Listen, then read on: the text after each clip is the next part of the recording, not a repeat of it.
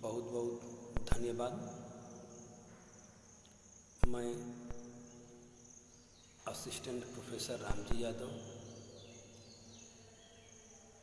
आदित्य प्रकाश Jalan teachers training college कुदलुम Ranchi से आप लोग कैसे हैं?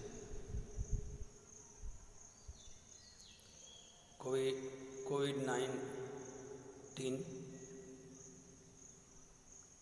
यानी कोरोना वायरस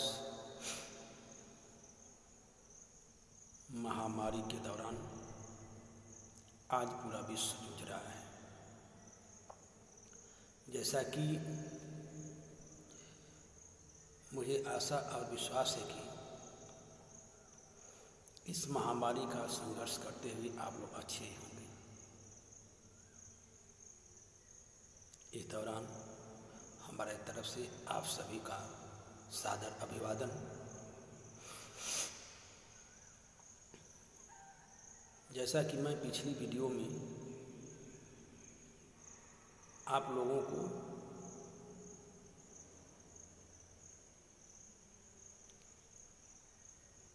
कोर्स 1 के अंतर्गत बाल्यावस्था एवं विकास में यूनिट 4 के अंतर्गत बुद्धि है। अब बुद्धि में मैंने आपको बहुत विस्तार से बता चुका हूँ, साम्य की बुद्धि बता चुका हूँ। आज मैं इस बुद्धि वितरण को लेकर आप लोगों के समक्ष उपस्थित हूँ। तो बुद्धि वितरण में मैंने आपको प्रतिभाशाली बालक के बारे में बता चुका हूँ। पिछली वीडियो मैंने पिछड़े बालक क्या हो, कौन होते हैं, कैसे होते हैं, उनके बारे में भी बहुत विस्तार से प्रकाश डाला हूँ। आज मैं यूनिट 4 से पिछड़े बालकों की क्या कारण है, मतलब पिछड़े बालक के कारणों पर विस्तार से चर्चा करेंगे। मैं उसकी विशेषता भी बता चुका हूँ और पिछड़े बालक क्या हैं वो दोनों बता चुका हूँ। आज मैंने पिछड़े बालक के क्या कारण है कि बालक पिछड़ते हैं, आज उस पर मैंने प्रकाश विस्तार से डाला। एक मनोवैज्ञानिक है जिनका नाम आप सुने हुए हैं, कुप्पुस्वामी के शब्दों में। कुप्पुस्वामी ने पिछड़े बालकों के बारे में बहुत विस्तार से कारणों पर प्रकाश डाला है। कुप्पुस्वामी ने कहा है कि शैक्षणिक पिछड़पन अनेक कारणों का परिणाम होता है। किसी भी क्षेत्र में आप पिछड़ जाइए तो उस क्षेत्र में उसी का कारण होता है जिस क्षेत्र में आप पिछड़ते हैं। लेकिन जो आपका शैक्षिक पिछड़पन होता है उसके कई कारण होते हैं। अधिगम्य मंदता, मतलब मंदता माने पिछड़पन, अधिगम्य मंदता उत्पन्न करने के लिए अनेक कारक एक साथ मिलकर प्रभावित करते हैं या मिल जाते हैं। उसी क्रम में कुप्पुस्वामी ने प्रथम कारण की बात कहा, जैसे सामान्य से कम शारीरिक विकास। कहा सामान्य से कम शारीरिक विकास की बातें कहा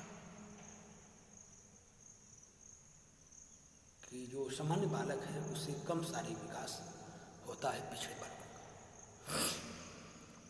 कुछ बालकों का अगर जैसे वंशानुक्रम और वातावरण आदि के प्रभावों का कारण सामान्य से कम शारीरिक विकास जो बच्चों में होता है, ऐसा कहा जाए तो ऐसे बालकों में शारीरिक और मानसिक शक्तियाँ की न्यूनता होती है। वंशानुक्रम वातावरण के द्वारा शारीरिक शक्तियों में न्यूनता होती है। अगर फलस्वरूप वे सामान्य बालकों के समान शारीरिक और मानसिक परिश्रम न कर पाने के कारण उनसे पीछे रहते हैं। कभी भी पिछड़े बालकों की अगर तुलना की जाती है तो सामान्य बालकों से ही तुलना की जाती है। प्रतिभाशाली बालकों की भी तुलना सामान्य बालकों से ही की जाती है।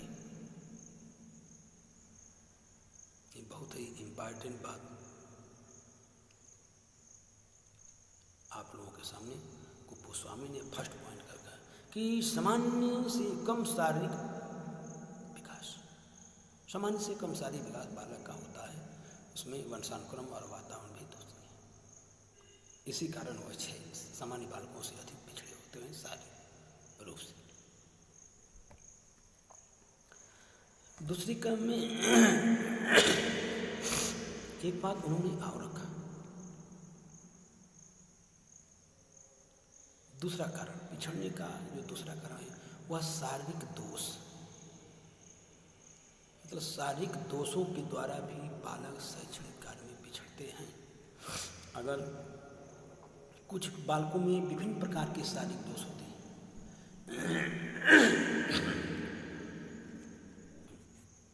कुछ बालकों में विभिन्न प्रकार के शारीरिक दोष होते हैं। अगर शारीरिक दोषों की हम बातें करते हैं, जैसे ले सकते हैं कि शारीरिक निर्बलता, क्या ये बच्चों को जो शारीरिक निर्बलता की बातें अगर करते हैं तो शारीरिक निर्बलता भी एक शारीरिक दोष है। और हो सकता है एक पॉइंट, कम सुनना भी एक शारीरिक दोष है। और तुलतुलाना, जैसे बालक त कहते हैं तो तुलतुला या थ कह देते हैं, तो तुलतुला भी एक शारीरिक दोष है। इसके कारण भी बालक पिछड़े रहते हैं इसमें। और हकलाना, कोई चीज़ पूछने से पहले बच्चा हकलाने लगता है, तो ये भी शारीरिक दोष के। बाएं हाथ से काम करना, ये बालक का शारीरिक दोष को परिलक्षित करता है। बाएं हाथ से काम करना, अगर इनमें से एक या की बातें करते हैं, एक या अधिक शारीरिक दोष बालकों को अधिक कार्य नहीं करने देते हैं। ये जो शारीरिक दोष है बालकों को अधिक कार्य नहीं करने देने के कारण वह शैक्षणिक रूप से किसी कार्य को सीखता है तो उसमें मंदता उत्पन्न हो जाती है और वह बालक दूसरे बालकों से पिछड़ जाता है। उसमें कहा ना कि वह दूसरे बालकों से पिछड़ जाता है जब ये दोष उसमें परिलक्षित देखने को मिलते हैं। कभी कभी ये चीज़ें बहुत ही स्पष्ट रूप से मिलती भी, बालक में शारीरिक दोष पिछड़पन का एक प्रमुख कारण है।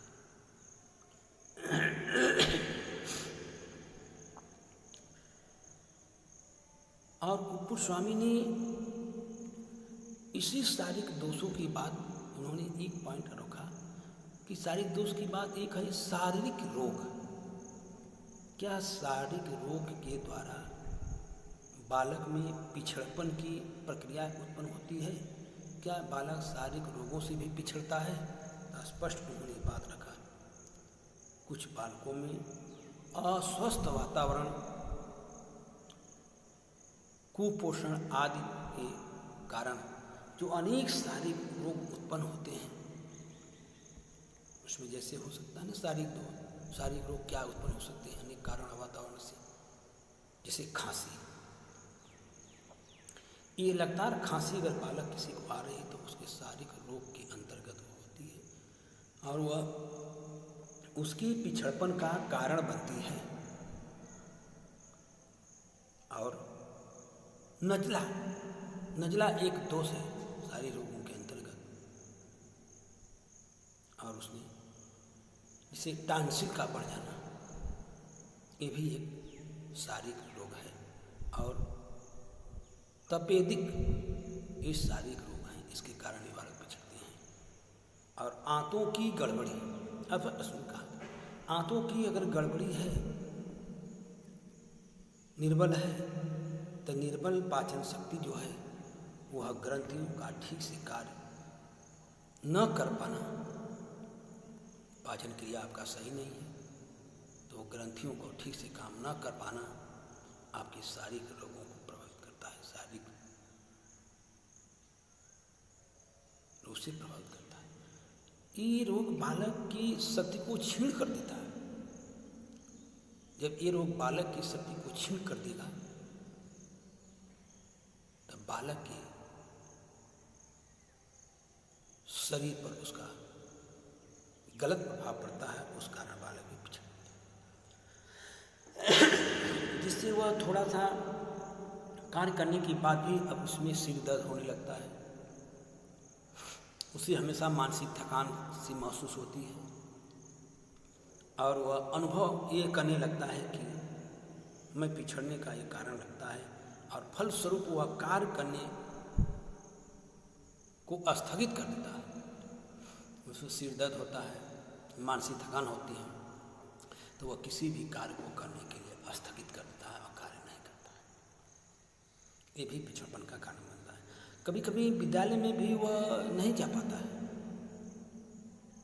शारीरिक रूप से ग्रसित है, उसका सिर दर्द कर रहा है, तो कभी कभी वो विद्यालय में भी नहीं जा पाता है और वह ये दोनों बातें उनके पिछड़पन का कारण हो सकती हैं। इस बात को आप नज़रअंदाज नहीं कर सकते। ये सब बातें जो है बालक के पिछड़पन का कारण होती हैं और वह अपनी बातें निम्न स्तर से दूसरों के सामने भी नहीं रख पाते हैं और बातें नहीं कर पाते। कुपुस्वामी ने एक कारण और बताया पिछड़पन का, वह है जैसे निम्न सामान्य बुद्धि। निम्न बुद्धि जिसे जानते भी होंगे कि ऐसे बालक 65% से 80% होते हैं निम्न समान बुद्धि वाले बालक। और निम्न समान बुद्धि शैक्षणिक पिछड़पन और समानता का गंभीर कारण है। निम्न मानसिक बुद्धि शैक्षणिक पिछड़पन का एक गंभीर कारण है। मनोवैज्ञानिक सोनेल ने स्पष्ट अपने मतों में उन्होंने कहा भी था कि 65% से 80% तक पिछड़े बालक मंद बुद्धि होते हैं। कहाँ 65 से 80% बालक पिछड़े बालक मंद बुद्धि के होते हैं। वो उसमें शारीरिक रूप से मंदता पाई जाती है और शेष संवेगात्मक और सामाजिक, स्पष्ट कहा कि शेष जो होते हैं संवेगात्मक रूप से और सामाजिक स्तर पर असामाजिक, तो क्या सामाजिक स्तर पर उसमें अंदर असमायोजन करने के कारण उसका जो शैक्षणिक कठिनाइयों का सामना करना पड़ता है और वह शैक्षणिक क्षेत्र में पिछड़ जाते हैं। इसलिए बेलेटाइन महोदय ने स्पष्ट कहा है कि वर्ड ने जितने पिछड़े बालक का अध्ययन किया, बेलेटाइन ने कहा कि वर्ड महोदय ने जितने पिछड़े बालक का अध्ययन किया उनमें से 95% की बुद्धि जो थी वह सामान्य बुद्धि से निम्न थे। देखिए वर्ड के अध्ययन को बेलेटाइन ने भी नहीं काटा और कहा उसने जो अध्ययन किया है उसमें से 95% निम्न बुद्धि के बालक थे। तो इतना प्रभाव उसके पिछड़पन का कारण होता है निम्न बुद्धि अगर है तो। और कुपुस्वामी ने एक बहुत स्पष्ट बताया कि सबसे बड़ा कारण हो सकता है परिवार की निर्धनता, सबसे महत्वपूर्ण कारण। अक्सर हम देखते हैं कि परिवार का जो निर्धनता बालकों की शैक्षणिक प्रगति पर 3 प्रकार से विपरीत प्रभाव डालते हैं। 3 प्रकार का निर्धन होना। पहला डाल सकते हैं कि बालकों में पर्याप्त पौष्टिक भोजन, अगर लंबा परिवार निर्धन परिवार है तो उसे पौष्टिक भोजन प्राप्त नहीं हो पाता है। अब फलता हुआ बालक निर्बल हो जाते हैं और अधिक परिश्रम नहीं कर पाते। जब व्यक्ति को बालक को भोजन ही नहीं मिलेगा तो निर्बल स्वाभाविक हो जाएंगे और वह अधिक परिश्रम भी नहीं कर पाएंगे। दूसरी बात रखा कि अगर उनको शिक्षा की उत्तम सुविधाएं और पठन सामग्री के लिए प्राप्त धन भी नहीं मिल पाता है। अगर निर्धन परिवार है तो उसके पठन पाठन के लिए, पढ़ाई लिखाई के लिए उसको अगर पर्याप्त धन नहीं मिल पाएगा, जैसे किताब खरीदने के पास पैसा उसके पास नहीं है, तो बालक से हम क्या अपेक्षा कर सकते हैं। तो सबसे बड़ा कारण है परिवार का निर्धनता। अब परिवार का निर्धनता व्यक्ति के शैक्षणिक पिछड़पन का एक महत्वपूर्ण कारण बनती है, और वे धनी परिवार के बालकों के समान उसकी जो है शैक्षिक प्रगति नहीं कर पाते। एक धनी परिवार का बालक 10 रुपया मांगता है तो उसको 12 रुपया प्राप्त कराया जाता है। तब उस बालक की तुलना में अपने बालकों से करें, निर्धन परिवार के बालकों से करें, तो कहाँ तक सत्य है कि वो बालक से मैं आशा बात रखूं? नहीं। इसीलिए पिछड़पन का एक सबसे बड़ा कारण परिवार का निर्धन होना। तीसरी बात उन्होंने, गोस्वामी ने अपने परिवार की निर्धनता पर कहा, उनको अपने परिवार के जीवन संबंधी आवश्यकताओं को जुटाने के लिए वो स्वयं मिल के कार्य करता है। माता पिता के साथ वो स्वतंत्र रूप से कोई कार्य करना पड़ता है तो वह बालक उस कार्य को करता भी। फलतः उन्हें अध्ययन के लिए पर्याप्त समय नहीं मिलता। इसको 2 रोटी नहीं मिल पाती है, दिन भर काम करता है, या शाम को वह खाने के लिए तरस जाए, तो निर्धन परिवार तो वही है। तो ऐसे बालक को पर्याप्त समय न मिलने के कारण उसका शैक्षिक पठन पाठन में अवरोध उत्पन्न होता है और बालक उस कारण पिछड़ जाते हैं। अगर इस प्रकार परिवार की निर्धनता बालकों के पिछड़पन की सीमा का विस्तार से करती चली जाती है, कहता भी है, पिछड़पन की सीमा बहुत विस्तार होती चली जाती है निर्धन परिवार में बालक का जन्म होना।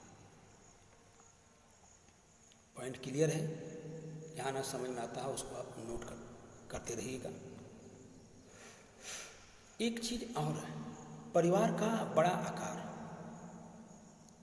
कितनी अच्छी बात है गोस्वामी ने कहा कि एक पिछड़पन का सबसे महत्वपूर्ण कारण परिवार का बड़ा आकार होता है।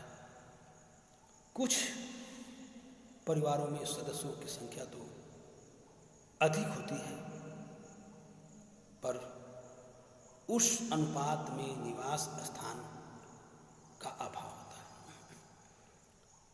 स्पष्ट है कि परिवार का अगर आकार बड़ा है तो उस परिवार में जो निवास स्थान होते हैं उसमें कम स्थान मिलता है, तो बच्चा उचित स्थान न मिल पाने के कारण न तो ठीक से सो पाता है, न तो ठीक से पढ़ पाता है, न तो ठीक से बातें कर पाता है। इसलिए परिवार का बड़ा आकार बालक के पिछड़पन का कारण बनता है। यह बात आधुनिक नगरों में विशेष रूप से दिखाई देती है। इस प्रकार के परिवारों में बालकों का अध्ययन के लिए एकांत स्थान मिल ही नहीं पाता है। जब एकांत स्थान नहीं मिलता है तो इसके अतिरिक्त उनमें हर घड़ी इतना कोहराम मचा रहता है कि बालक पूरी तरह से नींद में भी नहीं हो सकता है। पूरी तरह वह नींद नहीं सो पाता है, या आराम नहीं करता। आराम करना और उसके लिए वो हराम हो जाता है। ये दोनों कारण उनको अन्य बालकों से पीछे ढकेल देते हैं। इसलिए परिवार का जो आकार बड़ा होता है उसमें भी निर्धनता की सबसे अधिक प्रवृत्ति विकसित होती है। तो इसमें स्पष्ट चीज परिवार के बारे में गोस्वामी परिवार के बारे में और एक चीज उन्होंने कहा। अगला पॉइंट, परिवार के झगड़े। स्पष्ट कहा, क्या परिवार के झगड़े भी बालक के पिछड़पन का कारण होते हैं? स्पष्ट रूप से आगे, कुछ परिवार के सदस्यों में एक दूसरे से सामंजस्य का गुण नहीं होता है। जहाँ जिस परिवार में झगड़ा झगड़ा होते रहते हैं उसमें एक दूसरे से सामंजस्य का गुण जब स्थापित नहीं होता है तब उस परिवार के बच्चे पिछड़पन का कारण होते हैं। अतः वे निरंतर किसी न किसी बात पर लड़ते झगड़ते रहते हैं। छोटी सी बात होती है, आपस में लड़ते झगड़ने लगते हैं। इसका परिणाम यही होता है कि बालक चिंताग्रस्त और असुरक्षित दशा में रहता है। जिस परिवार में हमेशा माता पिता या यदि किसी से झगड़े होते रहे तो बालक चिंताग्रस्त रहता है और असुरक्षित महसूस करता है। परिणाम में अपने ध्यान को अध्ययन पर केंद्रित नहीं कर पाता है और वह कक्षा में पिछड़ जाते हैं। तो परिवार में अगर झगड़े की प्रवृत्ति, झगड़े रहते हैं, तभी बालक के ऊपर इसका अत्यधिक प्रभाव पड़ता है। कुपुस्वामी ने एक बात और कहा, माता पिता की अशिक्षा, कहा कि अशिक्षित माता पिता, कुपुस्वामी की कारण की बातें अध्ययन करके कहा कि माता पिता का अशिक्षा जो है, अगर अशिक्षित माता पिता शिक्षा के महत्व को न समझने के कारण, जो माता पिता अशिक्षित हों वह शिक्षा के महत्व को क्यों महत्व देंगे? क्योंकि समझ नहीं पाएंगे कि वास्तव में शिक्षा क्या होती है, और शिक्षा का महत्व न देने के कारण वह अपने बालकों के लिए निरर्थक समझते हैं।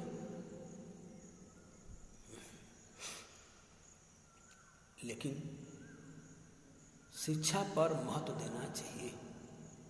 और वह ऐसे माता पिता के बच्चे के संबंध में कुपुस्वामी ने बहुत अच्छी बातें कहा कि ऐसे माता पिता के बच्चों में न केवल शैक्षिक पिछड़पन होता है, शैक्षिक पिछड़पन का विकास एकदम नहीं होता है, बिल्कुल नहीं होता है, वरना ये शीघ्र ही निरक्षर हो जाते हैं।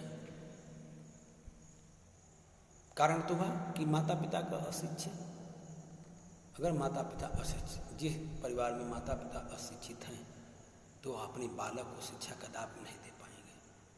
कुपुस्वामी ने इसे स्पष्ट कहा, ऐसी बातें रखा भी कि माता पिता का अशिक्षा ही बालक के मात्र पिछड़पन का कारण नहीं हो सकती, बल्कि उसे शीघ्र निरक्षर भी हो जाते हैं। इसलिए माता पिता का शिक्षित होना आवश्यक है, न कि अशिक्षित। ये भी उसके कारण बन सकते हैं पिछड़पन। अगली बातें कुपुस्वामी ने 9वें कारण की बातें बताया। 9वां कारण है, नोट भी करते रहिए आप लोग, क्योंकि प्रतिवर्ष इससे क्वेश्चन आते हैं।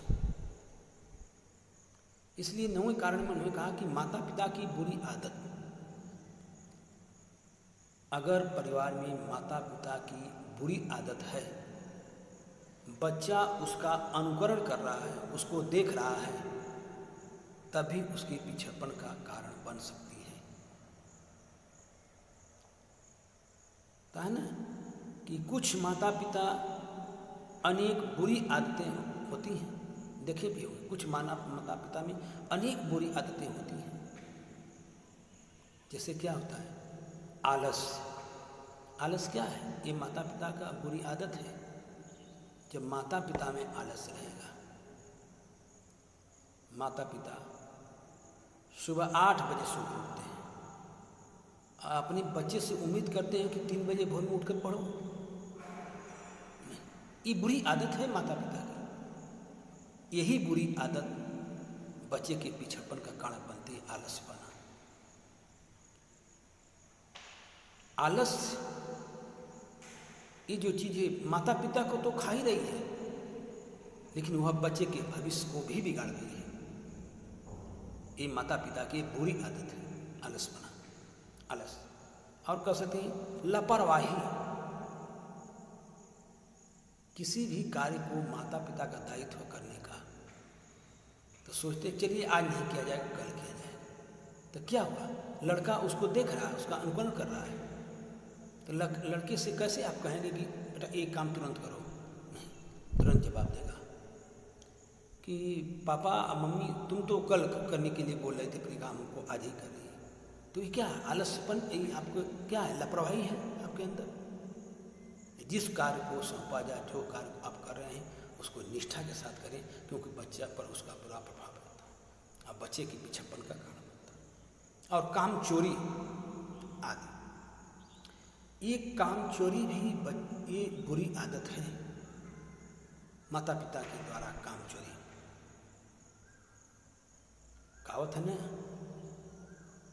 काम करें चाहे ना करें, लेकिन काम का फिक्र जरूर करें। तो ऐसे काम नहीं चलता है, इसको काम चोरी के अंदर किसी भी कार्य को अपना समझ कर करेंगे तो वो निष्ठा के साथ होता रहेगा और बच्चा उसका अनुकरण करके आगे बढ़ सकता है। तो ये तीनों चीज़ें जो हैं बालक के पिछड़पन का कारण बनती हैं। माता पिता का आलसपना, कमजोरी, कामचोरी और लापरवाही, ये उनके निरंतर संपर्क में रहने के कारण उनकी बुरी आदतों का बाला पर काफ़ी प्रभाव पड़ता है। स्पष्ट उसी के साथ निरंतर, माता पिता के साथ निरंतर है तो उसके व्यक्तित्व पर उसका बुरा प्रभाव पड़ेगा। अब बालक पिछड़ जाए, अध्ययन से जी चुराने लगता है, अब विद्यालय में लापरवाही करता है। लापरवाही तो ये है जो काम आपको दिया जाए उसको निष्ठा के साथ आप नहीं करते हैं, अब बालक उसी काम में पिछड़ जाता है। अब पिछड़पन का एक कारण होता है विद्यालय में भी लापरवाही करने लगता है और नियमित रूप से कक्षा में उपस्थित नहीं वह बालक नियमित रूप से कक्षा में उपस्थित नहीं रहता है। क्या कहेंगे, लापरवाही, माता पिता की लापरवाही बच्चे के भविष्य को बिगाड़ देती है।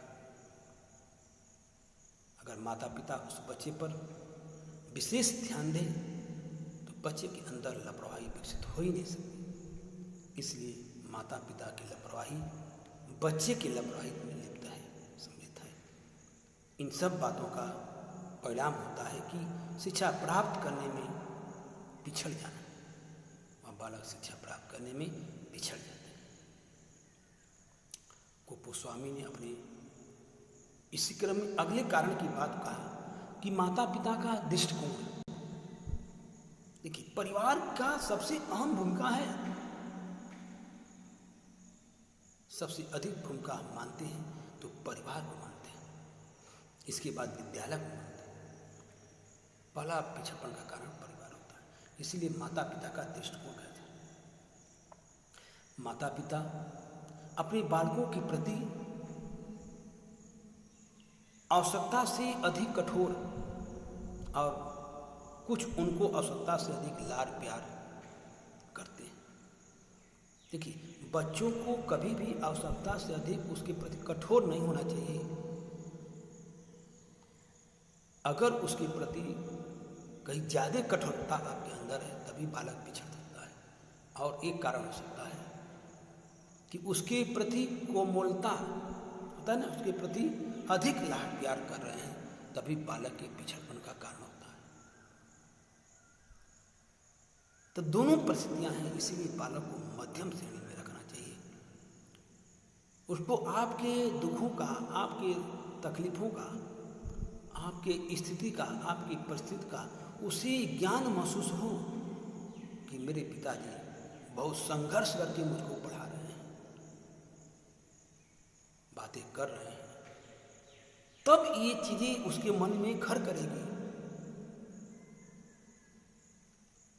और जब घर करेगी तो वह उस चीज को अधिक आत्मसात करेगा कि मेरे पिताजी हमारे साथ बहुत परिश्रम किए हैं।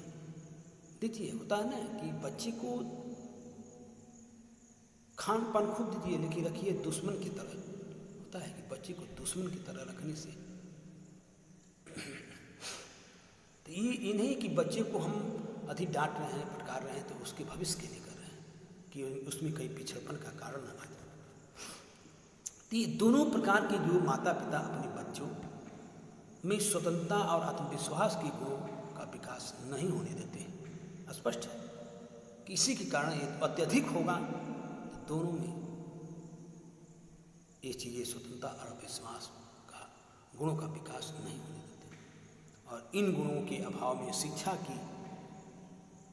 में भी किसी भी प्रकार की प्रगति का करना संभव नहीं है। इसलिए अधिक लाड़ प्यार भी खतरनाक है, अधिक कठोर अनुशासन भी बच्चे के लिए खतरनाक है। ये था आपके माता पिता का दृष्टिकोण। अब आ जाइए विद्यालय की बातें हम करते हैं कि वास्तव में विद्यालय की जो बातें आती हैं, जब हम विद्यालय की अनुरूपों में हम बात कर सकते हैं, जैसे किसी भी क्षेत्र में हम विद्यालय की बातें करते हैं तो विद्यालय में अनुपस्थिति, स्पष्ट कहा कि विद्यालय में अनुपस्थिति होने का जो कारण हो सकता है उसको हम कैसे अभिव्यक्त करते हैं। क्या विद्यालय में अधिक अनुपस्थिति होने के द्वारा भी बालक का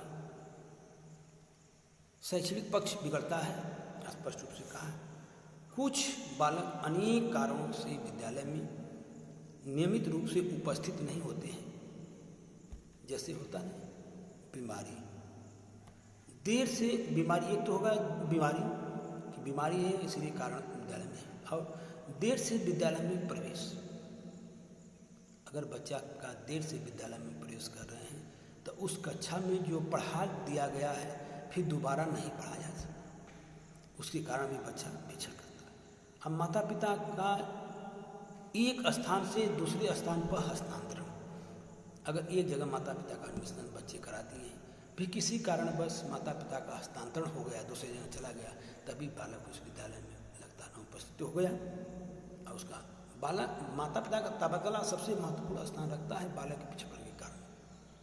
इनकी अनुपस्थिति में ऐसी अनेक बातें पढ़ा दी जाती है कि जिसको फिर कभी नहीं पढ़ाया जा सकता, और उसी कारण बालक का जो शैक्षणिक पक्ष है वह पिछड़ जाना आवश्यक है। कभी भी एक चीज़ें और इसमें ले सकते हैं कि मैं स्कूल विद्यालय का जो वातावरण है, क्या विद्यालय का वातावरण बालक के पिछड़पन का कारण होता है? स्पष्ट होता है। जैसे पहले वातावरण की बातें करते हैं तो स्कूल में दोषपूर्ण जो परिस्थितियां हैं वह बालक पर अत्यधिक प्रभाव डालती हैं। जैसे स्कूल में दोषपूर्ण पाठ्यक्रम, अगर विद्यालय में दोषपूर्ण पाठ्यक्रम है, वह बच्चे की रुचि के अनुसार नहीं है, उसकी योग्यता के अनुसार नहीं है, उसके शैक्षिक आयु के अनुसार नहीं है, तो बालक के पिछड़पन का कारण होती है। और एक चीज़ कि शिक्षण विधियाँ, एक बालक के पिछड़पन को दूर करने की जो शिक्षण विधि होनी चाहिए वो आप नहीं अपनाने के कारण बालक उस शिक्षण में पिछड़ जाता है। इसलिए बालक के लिए दोषपूर्ण शिक्षण विधि बालक के पिछड़पन का कारण है। बालक लिखकर पढ़ने की आदत है, आज आप सिर्फ व्याख्यान दे रहे हैं तो वह बालक के लिए दोषपूर्ण शिक्षण विधि होगी, इसी कारण बालक पिछड़ता है। बालक में सुनने की प्रवृत्ति अधिक है, देखिए आप लिखवा रहे हैं, ये भी बालक की शिक्षण विधि की दोषपूर्ण शिक्षण विधियाँ हैं। और विद्यालय के वातावरण का अध्यापकों का विद्यार्थियों के प्रति पक्षपातपूर्ण होना बहुत ही इम्पोर्टेंट बात है कि वास्तव में जो अध्यापक का विद्यार्थियों के प्रति पक्षपातपूर्ण व्यवहार हो, ये भी एक पिछड़पन का कारण होता है। कक्षा में अधिक बालक देखते हैं कि ये शिक्षक ने उस बालक को सबसे ज़्यादा प्यार देता है, कभी बातों बात में हमेशा उन्हीं को बुलाता है, तो इसी दिमाग में बालक ये घर का जाता है कि यहाँ पक्षपात हो रहा है, हमारे प्रति पक्षपात हो रहा है, भेदभाव किया जा रहा है, तो उसको देखता है बालक, उसके कारण भी कुछ बालकों में पिछड़पन का कारण होता है। मैंने कहा 65 से 90% तक बालकों में पिछड़पन का कारण होता है पक्षपात। और अध्यापकों और विद्यार्थियों में के संबंधों में तनाव। इसलिए एक अच्छा शिक्षक विद्यालय में रोचक शिक्षण विधि का प्रयोग करता है और जिन शिक्षक और छात्र के बीच तनाव का संबंध बना रहेगा तो वो भी एक बालक के लिए पिछड़पन का कारण है, क्योंकि उसके मस्तिष्क में जो शिक्षक पढ़ा रहा है कहीं पूछने का उत्सुकता भी उसके अंदर जागृत हो रही है कि ये चीज़ मैं सर से पूछूं, तो फिर उसको ये लगता है कि नहीं पूछेंगे नहीं, डांटने लगेंगे। इसका मतलब कि छात्र और शिक्षक के बीच जो संबंध है वह तनावपूर्ण है। तो तनावपूर्ण संबंध भी बालक के व्यक्तित्व को प्रभावित करता है। इसलिए क्लासरूम में शिक्षक को मित्रवत व्यवहार करके एजुकेशन देना चाहिए, लेकिन जहाँ पर तनावपूर्ण संबंध होता है वहाँ बालक का शैक्षणिक पिछड़पन का कारण। अगला, स्कूल में अनुशासनहीनता। देखिए, पिछड़पन का एक सबसे महत्वपूर्ण कारण है स्कूल में अनुशासनहीनता। आपको यह कैसे? जैसे मैं क्लासरूम में पढ़ा रहा हूँ, आप लोगों में से कोई एक छात्र प्रतिदिन देर से आता हो और उसको मैं बैठने की अनुमति प्रतिदिन दे दे रहे हैं, तो उसके मस्तिष्क में क्या चलेगा कि चलिए सर तो बोल ही नहीं रहे हैं, कोई बात नहीं है, 2-4 दिन लगता जाऊँ। तो क्या है? ये अनुशासनहीनता तो ही है। शिक्षक का न बोलना ये छात्र के पिछड़पन का कारण होगा, क्योंकि छात्र उसको गंभीर से नहीं लेगा कि ये तो बोलते ही नहीं। तो भविष्य का निर्माण तो आपको करना है, आप किस क्षेत्र में जाना चाहते हैं। तो इसलिए शिक्षक स्कूल में अनुशासनहीनता भी बालक के शैक्षणिक पक्ष को बिगाड़ देता है, पिछड़पन करता है। और स्कूल और विद्यार्थियों को स्कूल की गतिविधियों में भाग लेने के लिए प्रेरणा की कमी। अगर विद्यालय में कोई कार्यक्रम हो रहा है और बच्चों को उसमें आप प्रेरित नहीं कर रहे हैं भाग लेने के लिए, ये भी बालक के पिछड़पन का एक कारण होता है। इसलिए कभी भी कोई भी विद्यालय में गतिविधियां कराई जा रही हों, प्रोग्राम कराई जा रहा हो, तो उसमें बालक का सहभागिता लेना, प्रेरित करना चाहिए। अगर नहीं प्रेरित कर रहे हैं तो बालक उस कारण भी उस कार्य में पिछड़ता है। और स्कूलों में सहभागी क्रियाओं का अभाव, अपने आप में सहभागिता की भावना अगर नहीं विकसित होती है, इस चीज़ का अभाव रहता है, तभी बालक पिछड़ता है। और अध्यापकों के प्रति कहा कि विद्यालय के प्रति अध्यापकों का लापरवाही का प्रदर्शन। अगर विद्यालय में अध्यापकों का लापरवाही का प्रदर्शन है तभी बालक के पिछड़पन का कारण ये होगा। अब बालक उसे पिछड़ता है कि चलिए शिक्षक के दोनों अपने मनमाना सभी लोग हैं, तो हम लोगों को क्या बोलेंगे। तो इसलिए वह लापरवाही, अध्यापकों की लापरवाही का प्रदर्शन नहीं होना चाहिए। अध्यापक में एक ही लगे कि ये अध्यापक में एक गुण विकसित है, ये अध्यापक वास्तव में है, मतलब स्टूडेंट भी जाने। तो ऐसा अपना एक छाप छोड़ के रहना चाहिए। और शिक्षक का नकल ही करके विद्यार्थी सीखता है। और एक चीज, अयोग्य अध्यापकों की नियुक्ति। अगर नियम के अनुसार अध्यापक की नियुक्ति नहीं है, उसका नाम के अनुसार उसकी नियुक्ति नहीं है, तभी अध्यापक में अयोग्यता विकसित होती है और वो अपनी योग्यता को समझ ही नहीं पाता है कि मैं अध्यापक हूँ तो मुझको किस लेवल तक एक बालक के साथ व्यवहार करना चाहिए। इसलिए अध्यापक का अयोग्य होना भी बालक के पिछड़पन का कारण होता है। एक चीज़ है शैक्षिक निर्देशन की कमी। शिक्षण कार्य में बालक को अगर आप अच्छे निर्देशन नहीं दे रहे हैं, अच्छे मार्गदर्शन नहीं दे रहे हैं, तभी बालक पिछड़ेगा। और स्कूल में अनुपस्थित रहना इतनी अच्छी बात है कि अगर आप बालक स्कूल में बार बार अनुपस्थित रह रहा है, तभी वह बालक एक शिक्षा के व्यक्ति को प्रभावित करेगा। और उसमें एक बात स्पष्ट रूप से उन्होंने रखा भी कि जब भी किसी कार्य को करना हो, तब जब तक आप विद्यालय में लगातार आपकी उपस्थिति नहीं रहेगी, तब कैसे आप अच्छे बालक के व्यक्तित्व का निर्माण कर सकते हैं। तो उसने ये बातें गोस्वामी ने अपना महत्वपूर्ण दृष्टिकोण रखा। और विद्यालय में जो अनुपस्थिति की बातें आती है, ये भी पिछड़पन का एक कारण है। कुछ बालक अनेक कारणों से विद्यालय में नियमित रूप से उपस्थित नहीं हो पाते हैं। स्पष्ट कहा गोस्वामी ने कि जो विद्यालय में अनुपस्थिति की बात होती है, कोई नियमित रूप से वह अनुपस्थित ही रहता है, जैसे बीमारी, देर से विद्यालय में प्रवेश, माता पिता इत्यादि। तो इस चीज़ों को मैंने स्पष्ट रूप से उन्हें रखा कि दूसरे स्थान पर उसका तबादला हो जा रहा है, तभी बालक के पिछड़पन का कारण होता है। और अगला पॉइंट है कि विद्यालय का दोषपूर्ण संगठन एवं वातावरण। स्पष्ट, विद्यालय का दोषपूर्ण संगठन और वातावरण है, तभी बालक के पिछड़पन का कारण होगा। जिन विद्यालयों का संगठन और वातावरण दोषपूर्ण होता हो,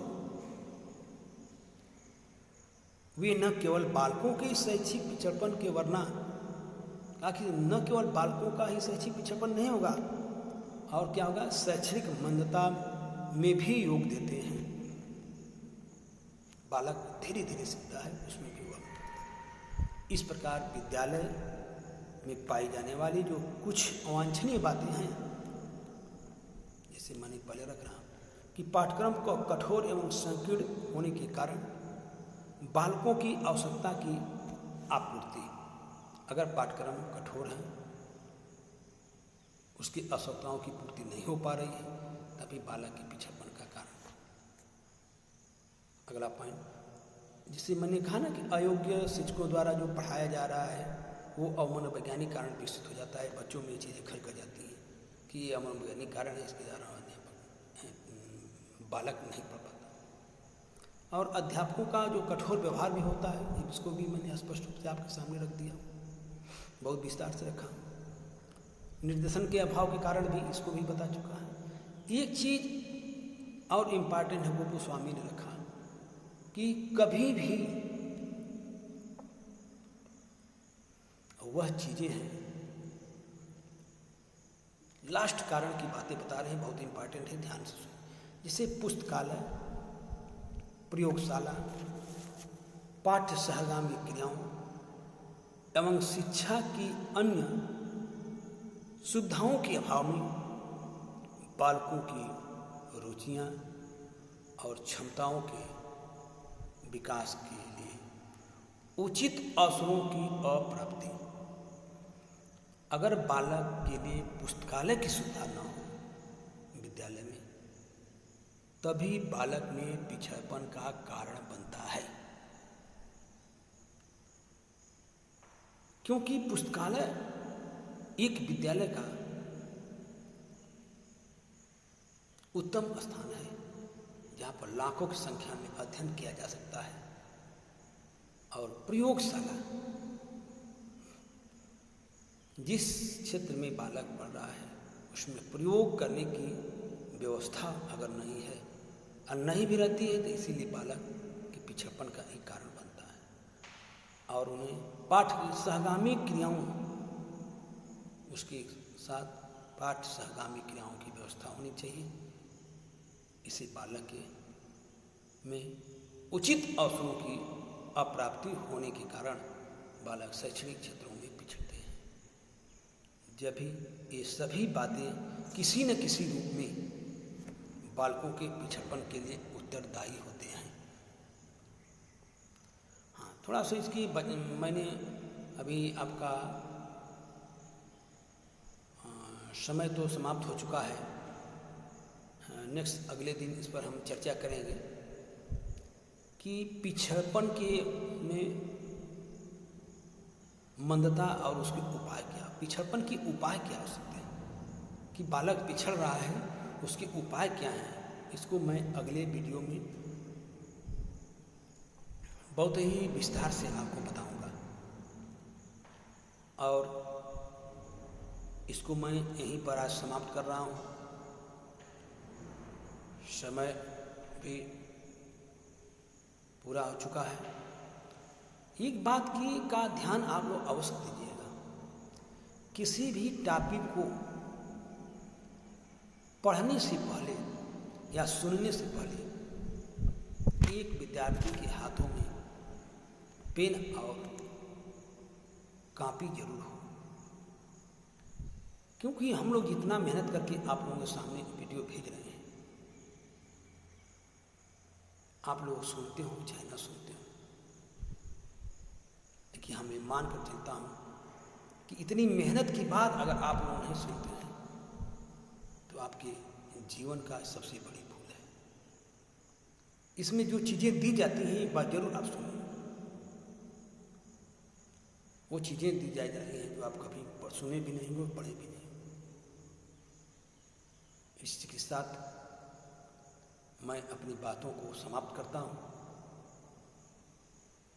बहुत बहुत धन्यवाद, बहुत बहुत साधुवाद। भारत माता की जय।